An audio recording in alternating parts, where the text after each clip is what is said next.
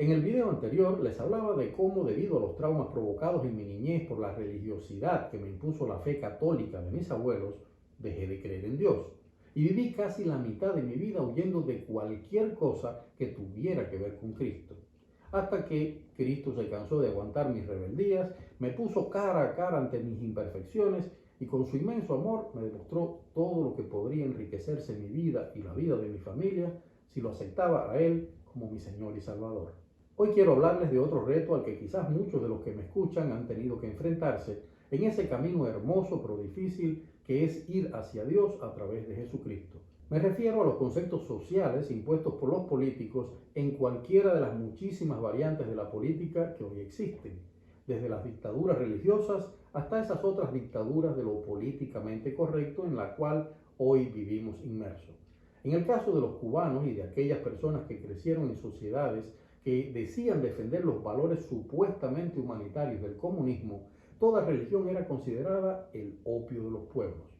Yo, como cubano, crecí en un país donde a mediados de los años 70, el líder de nuestra revolución catalogó de rezagos oscurantistas del capitalismo todas las costumbres y prácticas cristianas y eliminó las celebraciones de los santos católicos, las procesiones de las vírgenes y santos, la Navidad, la Pascua y el Día de los Reyes Magos. Y también así, bajo el influjo social de aquella prohibición, se consideró un ataque a la moral socialista cualquier creencia religiosa, hasta el punto de que en las planillas que debían rellenarse para solicitar trabajo, un cupo en la enseñanza universitaria o un simple cambio de documento de identidad, si marcabas con una cruz la casilla que decía profesa alguna religión, tenías escasas posibilidades de obtener el trabajo, el cupo para estudiar o cualquier otra facilidad que otorgara el Estado. Cuba era en ese tiempo una escuela de ateos. Los creyentes eran enemigos de la revolución o cuando menos unos idiotas cegados por el opio de la religión. Y así fue como, ya inoculado con el virus del ateísmo que nos impartían en las escuelas, descubrí otra mentira y simulación de mis abuelos católicos, apostólicos y romanos. El inmenso cuadro del Sagrado Corazón de Jesús, que había estado durante años presidiendo la pared de la sala en la casa de mis abuelos, allá en Guantánamo, fue trasladado por mi abuela al último cuarto de la casa, junto a las imágenes de santos y vírgenes. Por supuesto, en mi estado de rabia contra la religión, alimentada entonces por la propaganda del gobierno, ese brusco cambio no me importó demasiado.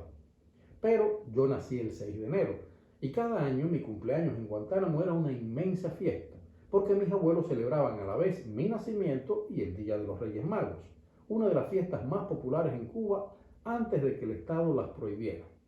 Pero ya no habrá más fiestas, me dijo abuela un día. Vamos a hacerle un cake y un regalo para cantarle felicidades y tomarle unas fotos. Más no se puede. Le explicó mi abuela a mi madre. Los tiempos que corren no están para que nadie piense que estamos celebrando el Día de los Reyes Magos. No quiero problema con estos comunistas.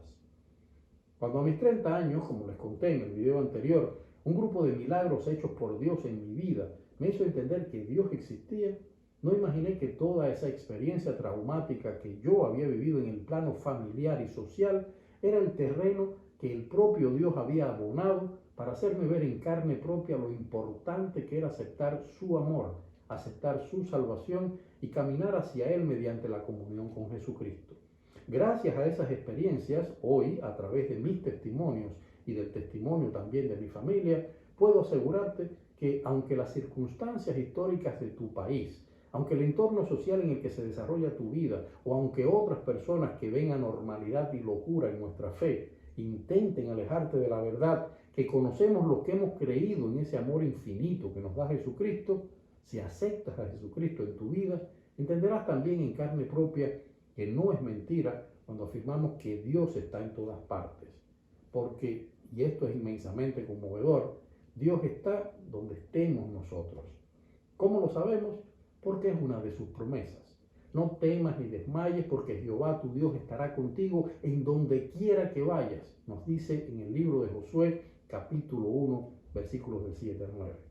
El verdadero rostro de Dios estará siempre ante nosotros, guiándonos, aconsejándonos, consolándonos, siempre que no olvidemos que Él es un Dios de promesas, que no ha dejado de cumplir ni una sola de las promesas que nos legó en su palabra, la Biblia, y que esa promesa, la de estar siempre con nosotros, nos la dio personalmente Jesucristo, cuando en el libro de Juan capítulo 14, versículos del 21 al 26, nos dice: el que tiene mis mandamientos y los guarda, ese es el que me ama, y el que me ama será amado por mi Padre, y yo le amaré y me manifestaré a él.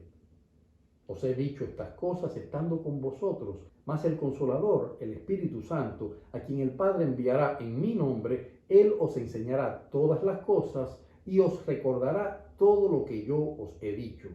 Y para que esa verdad, Dios que está con nosotros, se haga realidad en nuestras vidas, solo es necesario una cosa: creerlo. Dios te bendiga.